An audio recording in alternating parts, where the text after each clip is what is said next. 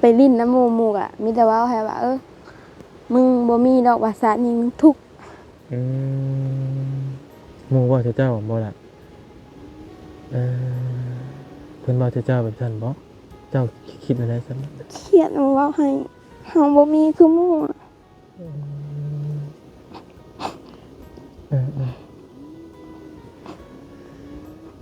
บ่น้องเพิ่นน่ะพี่น้องเอ้ย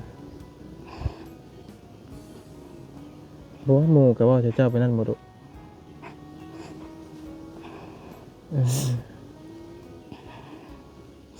แบบหมู่มีเด้เฮาบ่มีไปลิ้นน้ำหมู่ก็เว้าให้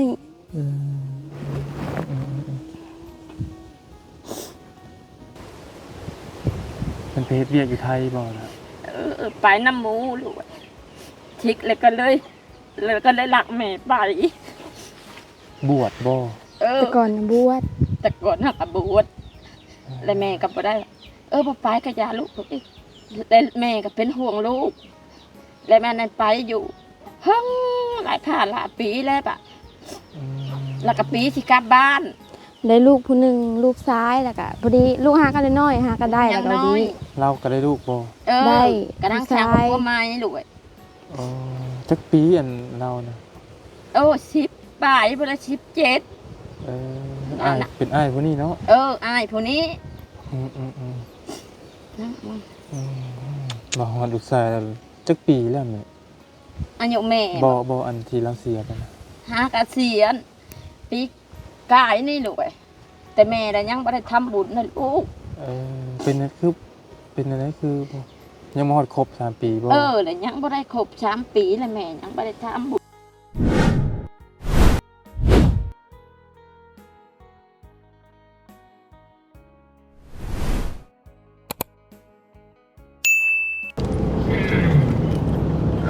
จ้า โจรเนี่ย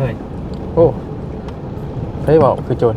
คิดรอบ้านนี่ดิ สบายดีเด้อพี่น้องสบายดีกันเบิดสู่คนพี่น้องเนาะ รออยู่เนาะเอากะ อัดกันมาปั่นมาปลากระป๋องพี่น้องเนาะรถน้องนิวหรือว่ามาบ้านอันนี้พี่น้องมื้อนี้เนาะพอดีมาหาน้องน้อยก็คือเป็นคลิปล่าสุดของทางน้องนิวเนาะเมื่อวานนี้และพี่น้องเอ้ยที่หมอยาวและบ่ตูนน้องนิวที่ลงไปซื้อซอยเพิ่นเครียดเนาะแล้วก็บ่ตูนซื้อกล้วยหมอยาวเอาได้มะขามให้เพิ่นกินเมื่อวานนี่พี่น้องเอ้ยและหมอยาวเห็นกับมันน้องๆเพิ่นแล้วก็เลยว่าน้องเพิ่นคือน่าสนใจเนาะคำเว้าคำจาคือแบบว่าเบ้าดีนะพี่น้องเอ้ยเนาะและที่นี่พ่อเห็นน้องเพิ่นมารยาทเบ้าดีแล้วก็ทางน้องนิวก็เลยแนะนำให้ทางสิทธิ์พี่ลองเบิ่งเนาะว่าเขามาถ่ายทำเยี่ยมยามน้องเพิ่นน้ำกันเพื่อทั้งสองทางของทางบริอาจจะมีพ่อแม่พี่น้องสนใจร้ายเพราะว่ายอดวิวทั้งบริเพิ่นก็ถือว่าดีกว่าทั้งหมู่เฮาเนาะพี่น้องเอ้ยเพื่อให้พี่น้องได้เห็นแบบมุมกว้างของน้องเพิ่นนะพี่น้องเนาะแต่ว่าทางบ่ยาวนี่กับบ่ตูนยังบ่ได้นำเสนอให้พี่น้องเบิ่งเนาะการนี้แหละพี่น้องก็จังสิมาเบิ่งเป็นเรื่องราวของน้องเพิ่นก็สิจับเข้าเบ้ากันลองคักๆเนาะมื้อนี้ แม่นบ่ดอกเนี่ย แต่ว่ามากะน้องเพิ่นกับพาบุกร้อนบุก แม่นบ่แม่นได้ แม่นบ่แม่นกะชุดอยู่น้ำน้องเพราะว่าชุมเพิ่นคุยกันเด้เนาะชุมเพิ่น นิ้ว แม่นทางอันนี้ให้บ่ยาวให้ทางน้องเพิ่นเป็นคนประสานงานพี่น้องเพราะว่าถามกันเบิ่งมาอยู่ตรงไหนแต่ว่าอ้ายว่ามันบ่ถึก โตเบิ่ง เท่าเบิ่ง โอเคไอ้น้องนิ้วเพิ่นนี่เบิ่ง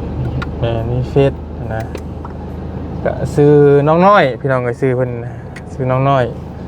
เอาเป็นว่าอายุ17 ปีเนาะแต่ว่าบ่ยาวว่าน่าจะบ่ฮอดหรอกแต่ก็บ่อยากเถียงเพิ่นหรอกเนาะ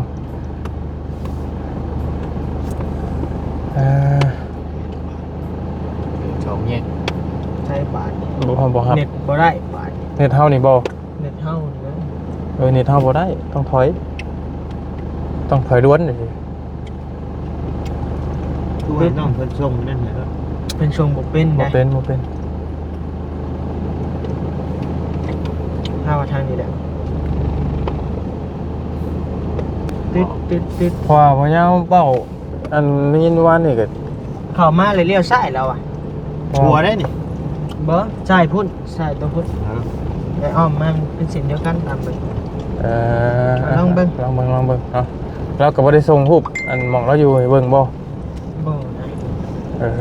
มีติดแก้มห่วยหรอกเราบอก แม่มีหวยแล้วอ่ะ เช่นตัวนี้ผู้ว่ามันจะไปรัดอยู่มันจะ รุ่นน้ำกันครับพี่น้องเลย ไอ้เอาไปส่งให้ สั่งรุ่นเบิ่งน้ำกันตัวดีไซน์กันเท่พี่น้องเลยเนาะ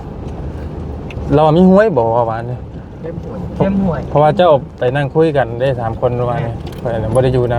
ำข่อยค้าแต่นั่งกินมะกล้วยอยู่ ขายเขียนว่า ขายเขียดอยู่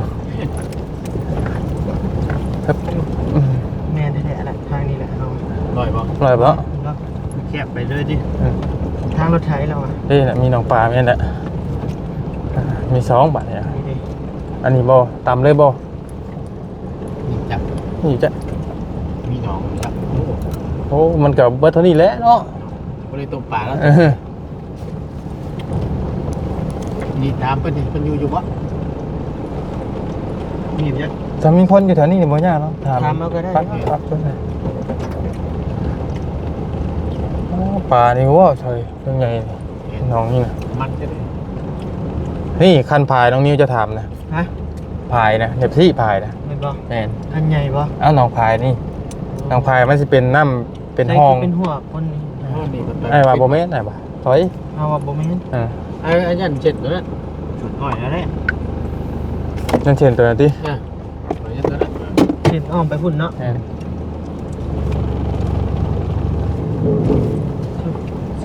ครับ โอ้บ่ได้เนาะโอ้ย โอ้ เจ้าบ่ได้เอาเบอร์มาจากเมื่อวาน บ่ได้เอาจากเฟซ เนี่ยไอ้บ่ได้เอาเบอร์นะ อืม มีสัญญาณอินเทอร์เน็ตอยู่แล้ว แม่นครับเอาเบิ่งน้ำกันไปยาวๆพี่น้องเลยว่าจะพ่อน้องเพิ่นจะบ่เนาะพ่อน่ะจะพ่ออยู่ดอกแต่กระรุ่นหาเหมือนกันรู้ทึกกันนะพี่น้อง บ่ได้ไปค้าเขียนเบอร์ชื่อเบิ่งกิน อ่า บ่ได้ว่าขายเขียดอยู่จริงดิบ่ได้มี บ่ได้น้องนิวนัดไว้เดี๋ยวดิคือว่าไงน้องนิวนัดน้องเพิ่นไว้แล้ว เราอยู่เฮือนหรอกเถียง ไป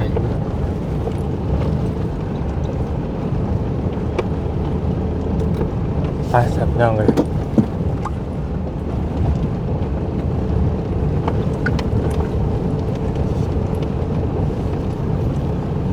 ใช่ดิหน่อยเนาะ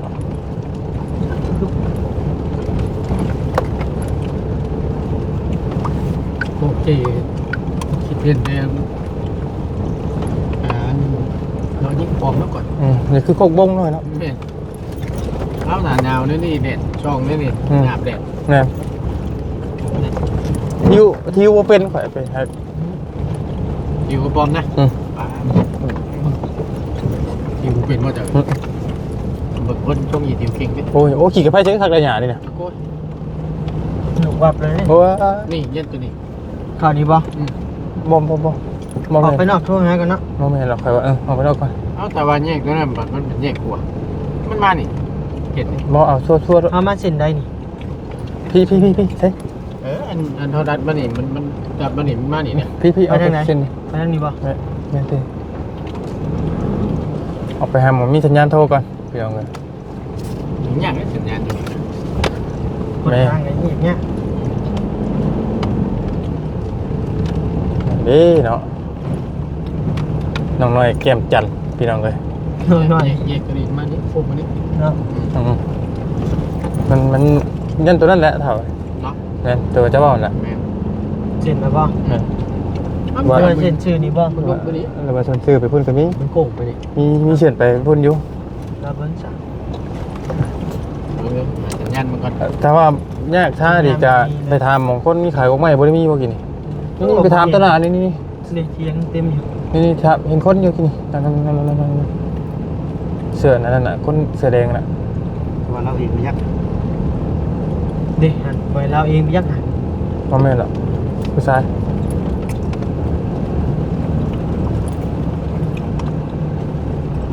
ครับตัว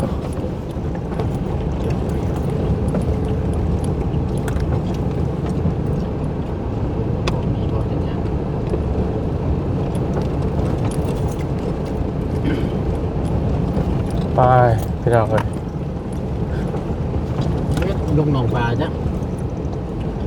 อย่างหนองกู อันเบิ่งแน่เนาะ ตำรวจเลย ตำรวจเบิ่งก่อนเลย เป็นตาชิลงอยู่บ่เรา ติดตะมันโอเคพี่น้องเลยเนาะตัดภาพมาเลยพี่น้องเลยพอดีเพื่อสิหาพ่อน้องเพิ่นนี่ก็ยากเติบพี่น้องเลยมันนุ่งมันนวดตุ้งตุ้ยอยู่เนาะพอดีหมอยาวก็ว่าสิยิ่งยาวเลยตอนนั้นแต่ว่ามันยิ่งยาวบ่ได้พี่น้องเลยเนาะก็เลยตัดภาพมาฮอดมองพักมองเศร้าน้องเป็นที่เรียบร้อยแล้วพี่น้องเลยเนาะน้องขายเขียดหรือว่าน้องน้อยเมื่อวานนี่แหละพี่น้องเลยเนาะมาแล้วก็หูดิเนาะบ่เฮาบ่ฮอนนี่ ว่าล่ะมานี่คือบ่เฮาบ่ฮอนบ่นั่นเหยียบมันเด้เราอยู่นี้เนาะพี่น้องเอ้ยสบายดีล่ะ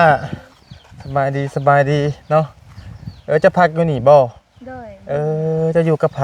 กับแม่ ใช่แม่นะไผอยู่เทิงเถียง บ่มี มีไผได้บ่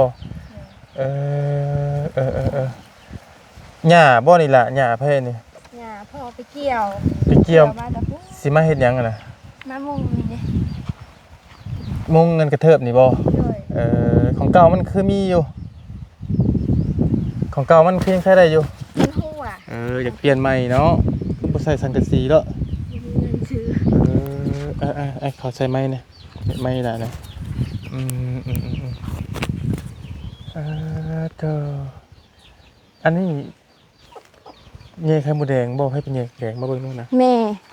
เงี้ยมาแล้วบ่ได้ไว้เลย ยังบ่ เบิ่งนู่นน่ะ บ่มีเหรอ โอ้เด้เนี่ย มีหน่อยเดียว แล้วเป็นเงี้ยอยู่ใช่กันนี่ พุดแถวพุด ไข่มันใหญ่เลยเนาะ โดย เนี่ยพี่น้องเอ้ย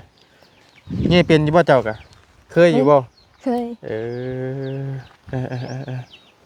ใช้เจ้าไปหาคุดเขียดอยู่ใช่ล่ะ แถวห้วย แถวห้วย โดย อยู่ใช้ห้วยไก่บ่ ไก่แล้วอยู่ แถวห้วยเลาะลงพุ่น เจ้ากินข้าวแล้ว ย่างหากลับมาแต่บ้านขายเครียด ขายเขียดแล้วจักพันมื้อนี่ ได้60 โอ้ไปซื้อหยัง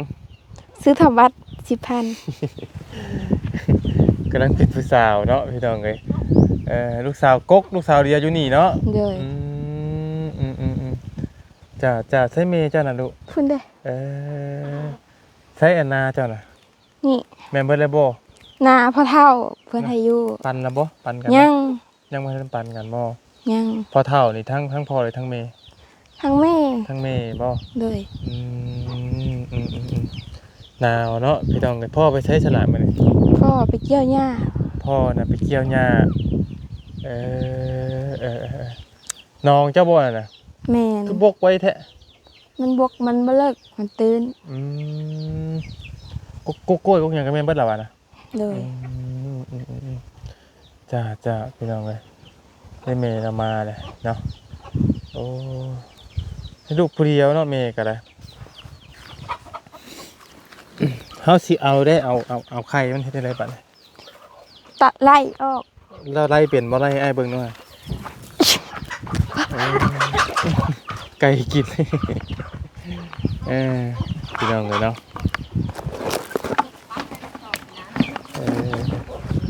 สบายดีแม่สบายดีโอ้ฮะ มาเตียงบ่อัน บ่เตียงบ่แม่นนะแม่จักแต่บ่เตียงบ่ หูจักแต่บาเตียง ตายบาดนี่เฮาหมู่บ่เตียง เอามาเข้าใจละลาย บ่ยาวสบายดีแม่สบายดีเนาะโอ้พอดีนั่งพี่ก็ได้ดอกพอดีเมื่อวานนี่เห็นน้องเพิ่นนั่งขายเขียดนะเมื่อวานนี่ฮะ น้องอิ้ว น้องยัง ซื้อน้อยซื้อลี น้อง ซื้อลินน่ะ น้องอิ่วบ่บัดนี้ ซื้อลิน มันกัดเฮา ซื้อลินน่ะซื้ออิ้วแต่ว่าซื้ออลีน่ะซื้อน้อย ซื้อน้องน้อย โดย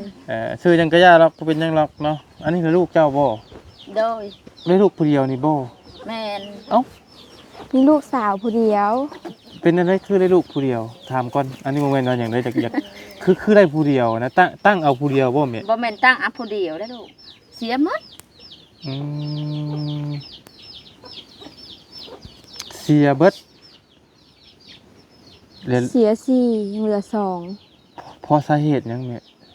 ตัวนั้นก็ตายอยู่ไทยนี่ อันตามเป็นหยังอันไตไทยนะ ตกลงมาแต่เทิงขึ้นไปตากซีน เออ ตกลงมาแต่หลังคาบ้าน ให้แหละพี่น้องเลยป่าจ้า เป็นบ่าวเลยลูก ผู้ชายพ่อแม่ เออ อืมให้แหละพี่น้องเลยป่าถามเราทำยังไงพ่อดูแล้วนะเป็นเพศเรียกอยู่ไทยบ่นะ ไปน้ำหมูลูกชิกเลยก็เลยหลักแม่ไป บวชบ่ แต่ก่อนน่ะบวช แต่ก่อนหักบวชแล้วแม่ก็บ่ได้บ่ไปก็อย่าลูกแล้วแม่ก็เป็นห่วงลูก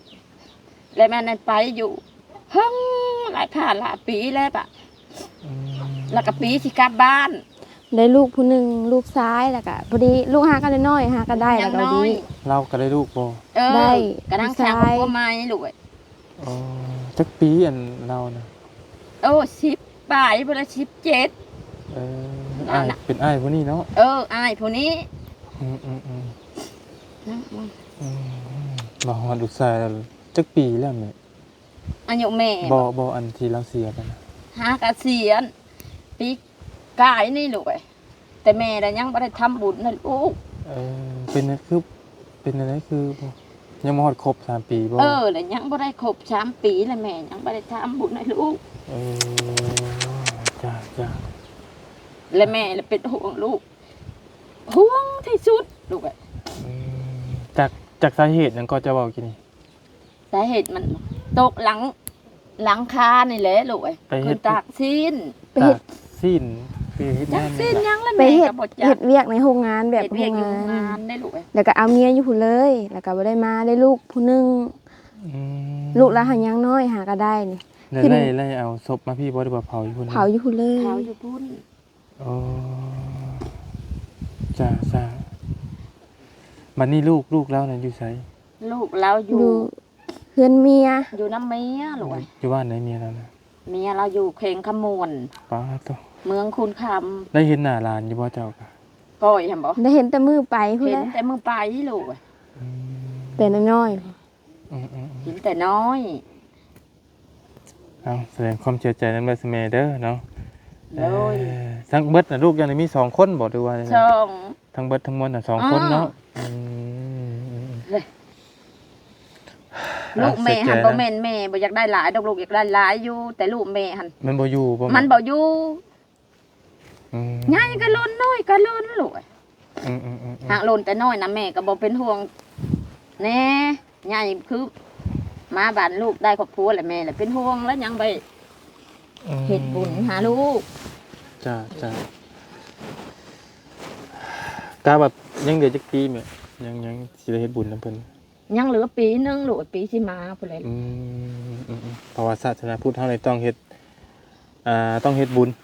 ทำ พี่น้อง บุ เอ้ ญ ยต้องทำบุญเฮ็ดบุญคือกัน คือการแม่เฮาก็เสียใจนํแต่เฮาก็คือกันอันเดียวกันเฮาน่ะอ้ายเฮาน่ะ ที่แล้วว่าอันผมบ่ยาวสิได้บวชนำอ้ายอ้ายเสียอยู่ไทยเฮาก็ บ่ฮู้ว่าแม่สิได้เบิ่งข่าวอยู่บ่ตอนนะเนาะเพราะว่า แม่น่ะไปเบิ่งนั่นแหละแม่เบิ่งให้แม่อยู่บ่ได้ เฮานั่นอ้ายไปเฮ็ดเวียกอยู่ไทยคือกันอ้ายแท้ๆนี่แหละไปเฮ็ดเวียกอยู่พระราม2แหละกำแพงทับเสียชีวิต ถ้าปีนี้บ่ลูก ก็ได้ผมเฮายังนี่แหละผมเฮายังบ่ทันปลงยาวครับนี่แหละสิได้เดือนปลายเนาะอันยับไปในโลกได้บ่นั่งนำเลยโอเคเตอมีแต่ว่าบ่เป็นหยังเนาะพี่น้องแสดงความเสียใจนํผู้ดีเฮามาเยี่ยมมายามทางน้องน้อยพี่น้องเอ้ยชื่อเด่นชื่อหยังก็จะบอกกิน สิเรียกชื่ออิ้ว ชื่อน้องอิ้วโอ้ชื่องามอยู่พี่น้องเนาะช่วงนั้น17 ปีฮอดบ่แม่ ตัวเสียนะ ผู้นี้นะ คนนี้ก็สิวัง12นี่แหละลูกว่าน้ำแม่ก็ลืมลูกเอ้ย บ่ก็กลัวอยู่ อยู่ราวๆ15ไปน้อง แม่น น้องน้อยนี่บ่ยาวว่าบ่ฮอด17นี่แหละก็บ่ฮอดหลายเจ้านะแล้วว่าคิดว่านะก็จังว่าก็ต้องถามผู้แม่ผู้แลฮอดบ่ฮอดกะบ่มีหยังดอกเฮานั่นเข้ามาเยี่ยมมายามน้องเพิ่นพอดีเมื่อวานน่ะเฮาเห็นน้องเพิ่นคือขยันแท้อะนะรู้จักทำมาหากินขายเขียดพี่น้องเอ้ยและบ่เมื่อวานนี่น่ะบ่ยาวน่ะบ่ได้ถ่ายทำเป็นทางน้องนิวพี่น้องเอ้ยทางน้องนิวเป็นคนนั้นถ่ายทำให้พี่น้องเบิ่งแล้วบ่ยาวนั่นลงไปหยอกน้องเพิ่นสิซื้อบ่ในคลิปน้องนิวพุ่นแหละเนาะแต่ว่าบ่ยาวนั่นบ่ได้ซื้อซอยก็เป็นทางน้องนิวซื้อเมื่อวานนี่ ใช่ ที่นี่แหละก็เห็นน้องเพิ่นมารยาทดีบ่นำเฮาดีนั่นแหละก็เลยน้องนิวก็เลยส่งให้เบาดีเนาะเป็นผู้ โดย มาถ่ายทำถามน้องเพิ่นเพิ่มเติมอีกเพื่อช่องทางยอดวิวทั้งบอดี้เพิ่นน่ะค่อนข้างจะหลายกว่าเฮาพี่น้องเนาะตอนนี้นี่หลายเพื่อนซ่านน่ะคือบ่ได้เมื่ออยู่เป็นจังได๋แม่ บ่ได้มือโดยบ่มีแหละอยู่พี่ เพื่อนซ่านน่ะมีบ่หรือว่าบ่มีแม่เว้ากันตรงๆมีก็ว่ามีบ่ให้ตัวกัน แต่ เด้อ ว่าบ่ได้ตัวลูกอะ เออ คันว่าลูกเห็นก็อยากให้ลูกสิหัวแม่พุ่นแหละ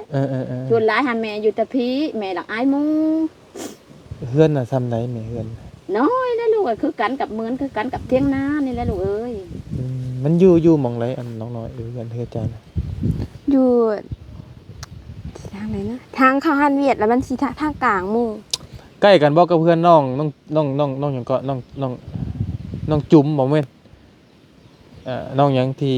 น้องปลานะน้องพี่น้องปลา บ่ได้ไกล บ่ได้ ใกล้อันนี้มันทางออกลูกทางออกฮันเวียดนะคอยไปจังหน่อยแล้วก็เห็นแล้วเฮือนแม่นะ แต่บ่เป็นหยังเดี๋ยวจังมื้อจังเข้าไปเบิ่งก็ได้เนาะ แม่ แล้วบ่ได้มีไผนอนบ่อยู่พุ่นน่ะ บ่ เออ น้องก็นอนน้ำพ่อน้ำแม่ เออ น้องแต่น้องนำผู้เดียวลูกแล้วบ่ให้กล้านอนเฮือนผู้เดียวนะ แล้วบัดนี้อันนี้มานั่งอันพวกให้พวกหน้าตะกร้าได้เป็นของไผ ยังคงพอใหญ่ เพิ่นยังบ่ได้ปันให้บ่ บ่ เออ ดื้อนะ จ้า ยังได้ปันลูก ก็บ่เป็นหยังเฮาถามเบิ่งซื่อๆดอกเนาะก็ แม่น เพราะว่าน้องเพิ่นนี่ก็ลูกสาวเดียว พี่น้ ลู อง กสาวเดียว ลูกสาว เท่า เดียว แม่ก็บ่ได้อ้ำได้หอมอยู่ในเทียงลูก อืมเรื่องถามเราเรื่องลูกชายเราคิดฮอดนะพี่น้องเนาะคิดฮอดอ้ายผู้นี้ที่เสียจากไปนั่นเนาะพากันกินข้าวเช้าแล้วบ่ซั่นมื้อ ยังไปกินลูก บ่ว่าข้าวแต่เช้ายังบ่ได้กินอยู่ ยัง บ่น้อยยังบ่ได้กินข้าวเลยบ่ เฮากินแล้วแต่ว่าแม่บ่ฮู้เฮาเมื่อขายเขียดเด้ กินกับหยังจ้ะนะ ป้าหนองให้มันแห้งเด้ มื้อนี้บ่ยังอยู่บ่เอาเบิดแล้วบ่ บ่มีจ้ะ เออ น้ำแห้งแล้ว เออ แล้วหมาลงไปกินเลย ได้ข่าว น้องเลยลงไป ได้ เก็บ ข่าวจักซอสกระโดดมาพี่ อยู่เทิงเขา25แต่ว่าสิเบิดแล้วยัง2-3ซอก กินหลายเนาะเจ้าก็ประมาณกุ้มอยู่แล้วว่า บ่ได้ลูก ตัวกุ้งแล้ว อืม เราว่าถามก่อนถามว่ามีแบบเนี้ยจำเป็นที่ FC เพิ่นเบิ่งเนี่ยเพิ่นอยากซอยเจ้าเพิ่นพอซอยได้เนี่ยอีหลายหรืออะไรหยัง อยากได้น้ำสร้างแล้วก็อยากได้รถอยากได้เฮือน อืม ความพัน นักรักในแม่นอยากได้น้ำสร้างก่อน เลย ที่จริงจำเป็นเนาะ เลย แต่ตัวเพื่อนนี่มันสิใหญ่เกินพี่น้องตัวนี้ เลย ถ้าได้ก็คือบุญของน้องเพิ่นเนาะและซองนี่แม่นได้ลดเนาะเพราะว่าเจ้าไปใส่มาใส่นี่แม่น แม่นมันไก่หมู่ได้อีก ย่าง อย่างเฮาก็โตผู้เดียว เกือบ ย่าน บ่แม่นเกือบ3โลผมบอกพี่น้องก็จาก เพิ่งลงเห็นได้ลูก ก็ครึ่งเห็นน่ะเนาะ ไป อ๋อ ทางแดงนี่ก็ลงเห็นเลย อันทางนี่ฮอดลงเห็นบ่ แม่ โดย รถจะมาไปได้บ่ ได้คือกันลูก อันรถใหญ่นี่เลย อืม ทางแบบนี้แล้วบ่ อืม บ่ได้เป็นห้องเป็นโฮงนะ เป็นทางนี้ เป็นมัน แต่ว่า แต่เนื้อนี่คืนห้ว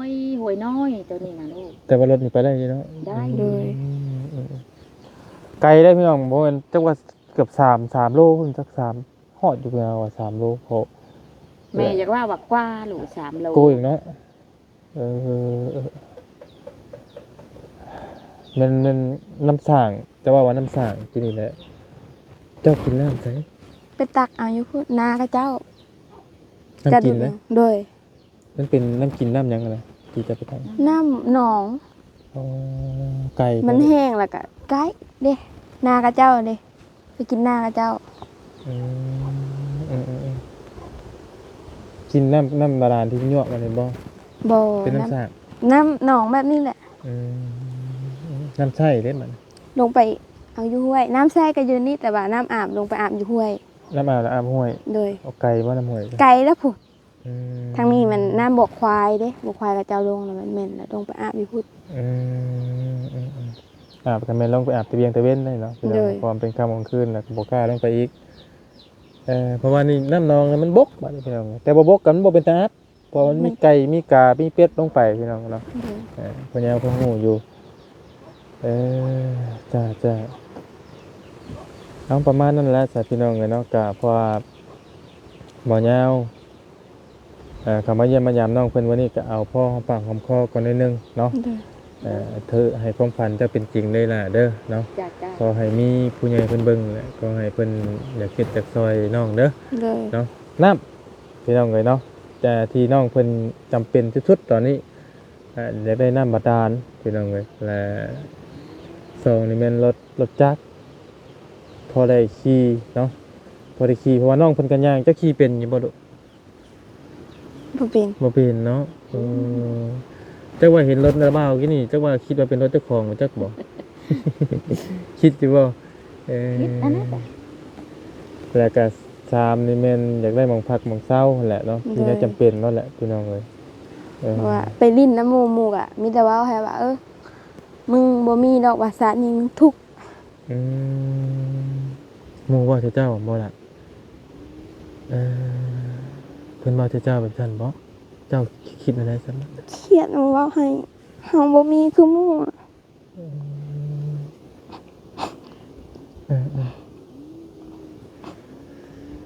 ก็บ่น้องเพิ่นเนาะพี่น้องเอ้ยบ่ว่าหมู่ก็ว่าเจ้าไปนั่นบ่ดุ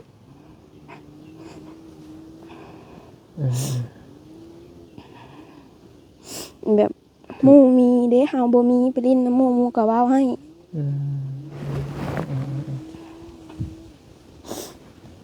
อีดาเขาของกินข้าวปอยังดุ บ่ซี่ ปอซี่แม่ก็ให้น้ำลูกก็ให้น้ำเมย์บาดพี่น้องเอ้ยเนาะเอามีแต่นั้นแหละจ้ะเนาะอีหละก็ขอให้ระบาวสิเป็นอีกกระบอกเสียงหนึงเนาะที่จะแต่ก็สิได้จำใดก็แล้วแต่บุญวาสนาเพิ่นมันเนาะมีแต่ไผเข้ามากะว่าน้ำเพิ่นได้ดีเด้อลูกเด้อ โดย เพิ่นถามมามีหยังก็บอกเพิ่นตรงๆนั่นแหละบ่ให้ตัวบ่ให้ต้มเพิ่นเนาะเนี่ยอันไหนมีเฮาก็ว่ามีก็สิได้ไปก็ซ้ำลูกสาวบ่ยาวนะพี่น้องเนาะ ลูกสาวบ่าวยาว ซ้ำเป็นลูกสาวซั่นซะเพราะว่าอายุนี่ไล่ซ้ำที่เป็นอันเป็นเอื้อยก็เป็นเอื้อยน้องเป็นเอื้อยอัน เป็นแต่ดำเดิน เป็นเอื้อยน้องสถิตปีหนึงเฮาก็มีลูกชาย 14เข้า14 ปีแหละ สิอายุแล้วเราเขาเดียวกันนี่แหละเนาะจ้าจ้า มันมีแต่ละนั้นแหละเราว่าเอาหมักแตงมาฝากกับเอามาฝากเจ้าแล้วก็มื้อหลังเนี่ยเราว่าสิเข้ามาเยี่ยมมายามใหม่เจ้าอยากกินหยังมื้อหน้าเราว่าสิซื้อมาฝากถ้าหมดบ่อยากนะ อยากกินข้าวต้มขนมอยาก กินกระต้มกัน ยังบ่ใหญ่สานี่ซะพี่น้องก็ยังน้อยอยู่เนาะพี่น้องกันเนาะเอาสู้ๆเด้อลูกเด้อ โดย สู้ๆเพราะว่าอยากว่าน้องๆเพิ่นหลายอยู่แต่ว่ายังมีคิวอ้ายเพิ่นอยากสิมาถามเจ้าอยู่3คนจันอย่ามันโดนหลายโมเป็ดยันหมู่ถาพี่น้องกันเนาะจะป้าซะพี่น้องเลย มาขอบใจ เดี๋ยวไปเอาได้อยู่ได้กินน้ำระบาดก่อนเนาะมาพี่น้องเลยเดี๋ยวเอามักชะรีให้น้องคนก่อนเนาะกับหมักแตงพี่น้องเลยหมักแตงกะจังเม่นว่าซื้อน้ำคนกะมักขามคอเดียวเอามาให้คนกับมักขามคอเดียวคือกันเนาะ เด้อ กับหมักชะรีอยากกินขนมหักระว่าบ่มีขนมมีแต่ระว่าสิเอาเงินให้ ไว้ซื้อขนมกินหรือว่าซื้อวัดเติมเงินเนาะขอให้ความฝันเจ้าเป็นจริงนั่นล่ะเด้อ โดย อยากได้น้ำอันดับหนึ่งพี่น้องน้ำบาดาล โอ้สำคัญเลย ราคาซองมานี่ก็แม่นอยากได้ผ้าหนะรถจักรพอมันไกลเกือบบ่ยาวเกือบว่า3 โลปลายพุ่นน่ะนี่ กลัวเลย มากลัวบ่แม่เราก็บ่กลัวเพราะว่าสัตว์ออกไปนี่น่ะมันครึ่งลงเห็นได้แล้วอะซอดลงเห็นได้ทาง ออกเลยมัน แม่น ไกลยุทธ เออ เสาทั้งพี่ก็ได้เนาะ ได้อยู่ครับแต่ว่ามันก็สิเป็นทางห้วยห้องอะนะ แต่ว่ามันติดไปอย่างนิดนึง โดย แม่น ยากมันค่ะยากเท่านั้นนี่แหละเพราะว่าไปทางนั้นมันก็มีทางอีกต่างหากแล้วก็ออกหนองเงินทางโฮงสีกับเจ้าเลยเด้ บริลอง ตามก็แม่นความฝันกับเพื่อนชาตินี่แหละก็แน่นอนแหละพี่น้องเลยเพราะว่าเดี๋ยวมีโอกาสทางไปเบิ่งเพื่อนชาติน้องเพิ่นอีกที่ก็ได้เพราะว่าเราว่าเพื่อนเราก็ประมาณนี้แหละ คือกันเนาะมีแต่ว่าเดี๋ยวว่าสิเข้ามาเยี่ยมมายามเบิ่งใหม่เด้อเพราะว่ายังรอคิวกันหลายคนอยู่พี่น้องเลยเนาะก็มีแต่คือเราว่าเว้านะว่าไผมากะว่านํเพิ่นดีๆแล้วก็ตอนรับเพิ่นดีๆแล้วก็เพิ่นถามหยังก็ตอบไปตรงไปตรงมาอันนี้ถามอันนี้ของเจ้าบ่รู้ของเฮาก็เฮาบ่ตรงตัวเพิ่นเราว่าถ้าเจ้าเป็นคนบ่กี่ตัวเราว่าเชื่อว่าน่าสิมีผู้เพิ่นฮักแพงเจ้าเด้อลูกเด้อ โดย จะไปสบายดีพี่น้องก่อนแล้วเดี๋ยวเนาะโดยไอ้ระบาดเขาไม้ก่อนโอเค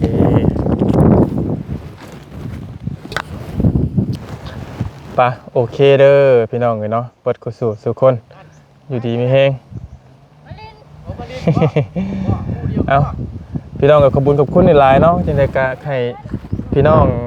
พิจารณาน้องเพิ่นเบิ่งเด้อพี่น้องเอ้ยเรื่องราวของน้องน้อยเนาะบ่กินอีกก็น้ำตาจนให้พี่น้องเอ้ยน้ำในกะในหนองนี่หยังเพิ่นก็จนแห้งอีกคือพี่น้องเห็นนะแห้งเบัดทีบนี่โอ้จะเอาโอเคพี่น้องขอบคุณอยู่ดีมีแฮงเบัดกุศลสุขคนเด้อพี่น้องเอ้ยถ้าอยากคิดจากซอยน้องเพิ่นก็เองกับติดต่อสอบถามได้พี่น้องเอ้ยทั้งเฟซทั้งไลน์ของวันยาวเลยพี่น้องเด้อเนาะโดย